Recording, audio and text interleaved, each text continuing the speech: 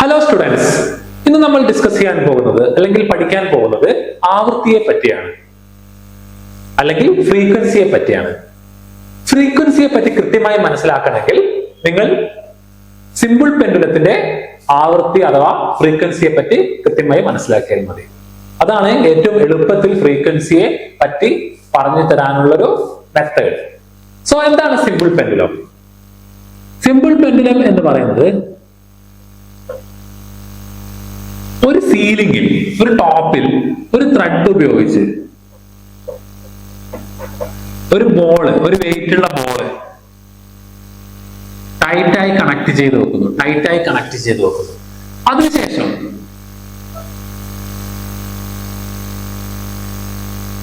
അതിനെ ഇങ്ങോട്ട് മൂവ് ചെയ്യുന്നു, റിലീസ് ചെയ്യുന്നു. അപ്പോൾ ഈ ബോൾ എന്ത് സംഭവിക്കുന്നു? അങ്ങോട്ടും ഇങ്ങോട്ടും ഓസിലേറ്റ് ചെയ്യുന്നു, ദോലനം ചെയ്യുന്നു. സോ ഇതിനാണ് സിമ്പിൾ പെൻഡുലം എന്ന് പറയുന്നത്.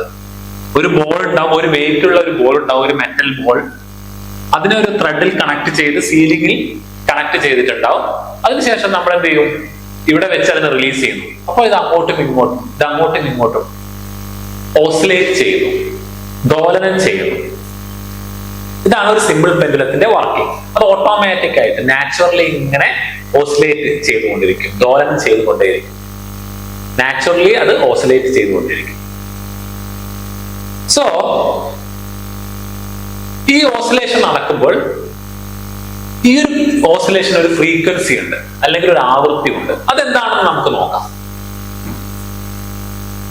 Frequency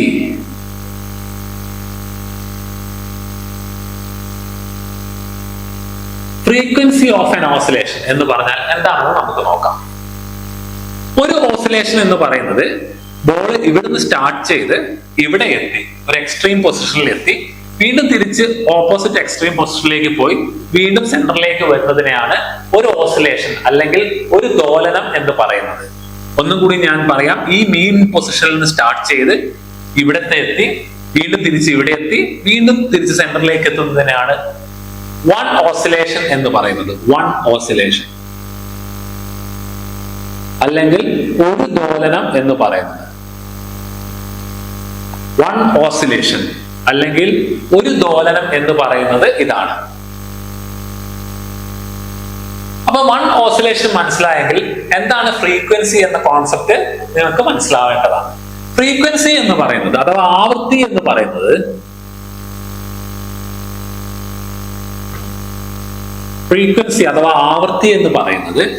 number of oscillation in a second. Number of oscillation in a second.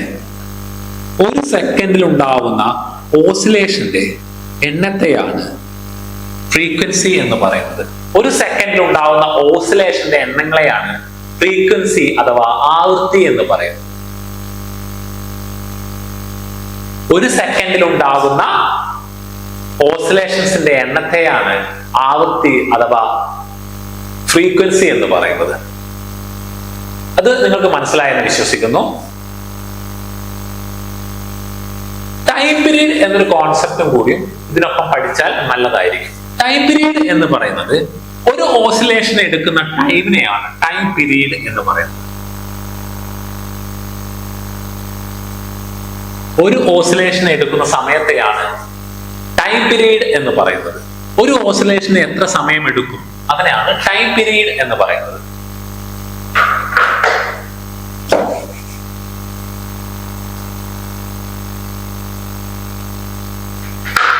So time period T ആണെങ്കിൽ ഫ്രീക്വൻസി എന്ന് പറയുന്നത് 1/t ആയിരിക്കും. ടൈം പീരീഡ് ടി ആണെങ്കിൽ ഫ്രീക്വൻസി എന്ന് പറയുന്നത് 1/t ആയിരിക്കും. എന്തുകൊണ്ടാ? ടൈം പീരീഡ് എന്ന് പറയുന്നത് ഒരു ഓസിലേഷന് എടുക്കുന്ന സമയത്തെയാണ് ടൈം പീരീഡ് എന്ന് പറയുന്നത്. ഒരു ഓസിലേഷൻ എടുക്കുന്ന സമയത്തെയാണ് ടൈം പീരീഡ് എന്ന് പറയുന്നത്. ഒരു ഓസിലേഷൻ എടുക്കുന്ന സമയം 0.5 സെക്കൻഡ് ആണെങ്കിൽ ഫ്രീക്വൻസി ഒരു സെക്കൻഡിൽ എത്ര ഓസിലേഷൻ നടക്കും? 2 ഓസിലേഷൻ നടക്കും. 2 ഓസിലേഷൻ നടക്കും അല്ലേ? ഒരു ഓസിലേഷൻ എടുക്കുന്ന സമയം 0.5 സെക്കൻഡ് ആണെങ്കിൽ ഒരു സെക്കൻഡിൽ 2 ഓസിലേഷൻ നടക്കും. So the frequency is 2. Okay, the frequency is 2. So frequency can be calculated using the equation 1 by t, which is equal to 1 by 0.5, which is equal to 2. So time period 0.5 ആണെങ്കിൽ frequency 2 ആണ്. So time periodും ഫ്രീക്വൻസിയും connect ചെയ്യുന്ന ആ ഒരു equation നിങ്ങൾക്ക് മനസ്സിലായെന്ന് വിശ്വസിക്കുന്നു.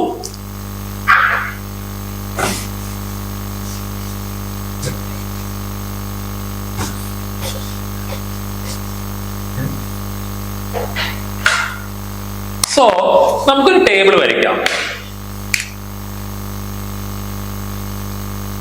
Time period, frequency F equal to 1 by t. So time period 1 second ആണ്. അങ്ങനെയാണെങ്കിൽ ഫ്രീക്വൻസി എത്രയായിരിക്കും? 1 by 1 ഹെർട്സ്.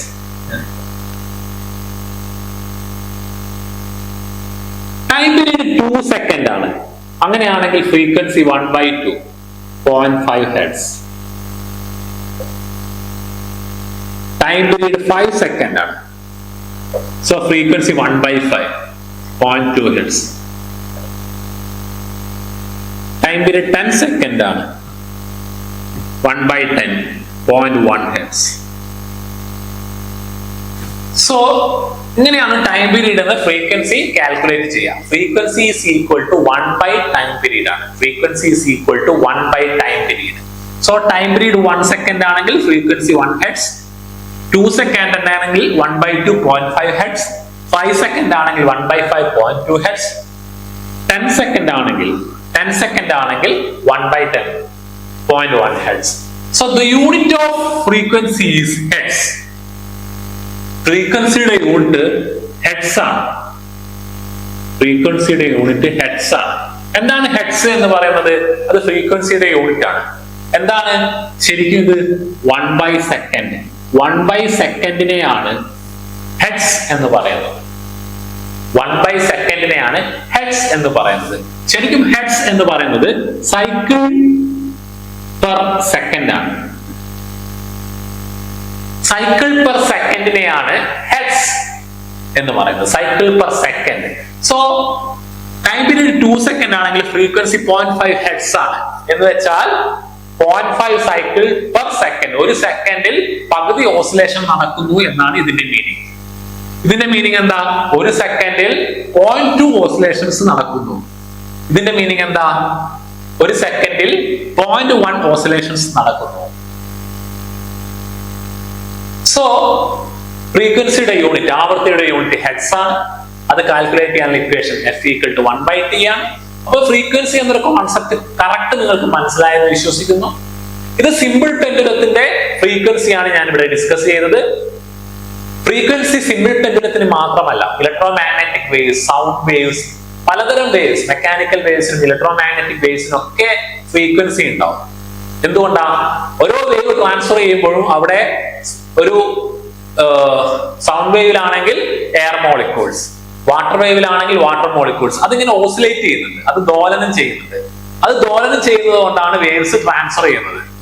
ഇലക്ട്രോ മാഗ്നറ്റിക് വേവ്സിലാണെങ്കിൽ ഇലക്ട്രിക് ഫീൽഡ് ആൻഡ് മാഗ്നറ്റിക് ഫീൽഡിന്റെ ആ ഒരു ഇന്റൻസിറ്റിയിലുള്ള ചേഞ്ച്. അപ്പൊ അവിടെ ഇങ്ങനെ ഓസിലേഷൻസ് നടക്കുന്നുണ്ട്. ഈ ഓസിലേഷൻ നടക്കുന്ന സ്ഥലങ്ങളിലാണ് ഫ്രീക്വൻസി ഉണ്ടാവുന്നത്. സോ ആവൃത്തി അഥവാ ഫ്രീക്വൻസി എന്ന് പറയുന്നത് number of oscillation in a unit time, number of oscillation in a second is called frequency. Number of oscillation in a second is called frequency. ഒരു സെക്കൻഡിൽ ഉണ്ടാവുന്ന ഓസിലേഷന്റെ എണ്ണങ്ങളെയാണ് ഫ്രീക്വൻസി അഥവാ ആവൃത്തി എന്ന് പറയുന്നത്. ഇത് വ്യക്തമായെന്ന് മനസ്സിലാക്കുന്നു. ഞാൻ ഒന്നും കൂടി പറയുകയാണ്. ഒരു സെക്കൻഡിൽ ഉണ്ടാവുന്ന ഓസിലേഷൻസിന്റെ എണ്ണത്തെയാണ് ആവൃത്തി അഥവാ ഫ്രീക്വൻസി എന്ന് പറയുന്നത്.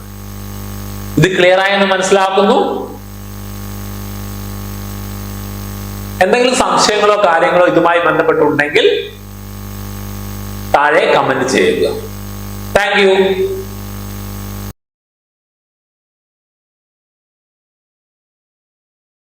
वीडियोस बनाने हैं फिल्मोरा है ना।